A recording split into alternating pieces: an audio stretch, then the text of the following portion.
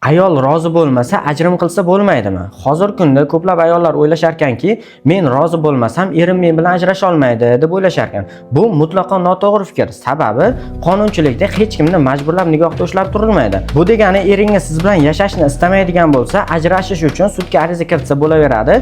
Ariza kiritgandan so'ng sud ishini ko'rib chiqib, ajrimga asos topmaydigan bo'lsa, yashab ketishi uchun qaytadan muhlat berishi mumkin. Ushbu muhlat davomida ham er-xotin yashab keta olmaydigan bo'lsa, sud er-xotin o'rtasida ajrim qilishi mumkin. Hurmatli ayollar, eringiz rozi bo'lmasa, siz eringizni majburlab yashata olmaysiz.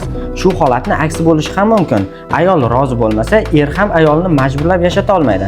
Sababi qonunchilikda nikohda majburlab ushlab turish mumkin emas.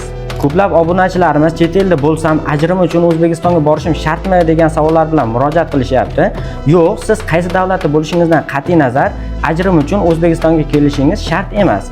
Agar sizga aynan shu kabi masalalarda yordam kerak bo'lsa, bizga murojaat qilishingiz mumkin.